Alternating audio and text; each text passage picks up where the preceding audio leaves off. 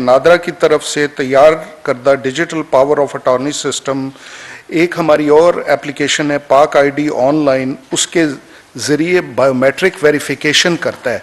दफ्तर लोग इसलिए आते हैं कि वो बायोमेट्रिक की मशीनें पड़ी होती हैं और कैमरे पड़े होते हैं वहाँ थंब प्रिंट्स लेने। We have digitised that process so that is built in to it, so now they don't have to come to the embassies or our offices. इसके अलावा दरख्वास्त दहिंदगान को ऑनलाइन वीडियो की सहूलत फराम की गई है ताकि ये रिकॉर्ड महफूज रहे।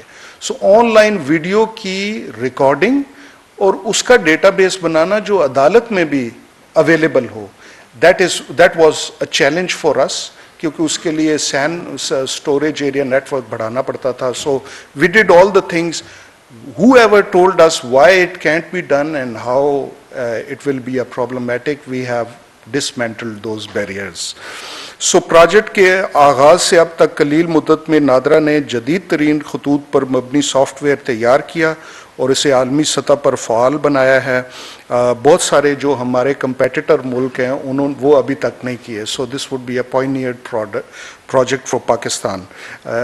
वजारत ख़ारजा के इश्तराक से इस सिस्टम की तमाम पेचीदगियाँ हल करके इसकी कानूनी हैसियत हासिल की और वफाकी काबीना से बाकायदा मंजूरी और तौसीक भी होगी इस सिस्टम की।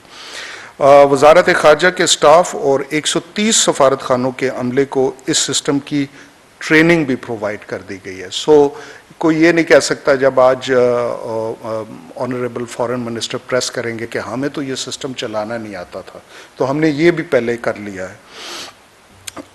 इस सहूलत की फैसिलिटेशन के लिए हमने नादरा के सफारत खानों में वाशिंगटन से स्टार्ट किया था, उसको हम कहते हैं पाकिस्तानी मिशन फैसिलिटेशन डेस्क, वो भी कायम किए हैं जो इनको टेक्निकल सपोर्ट प्रोवाइड करेंगे।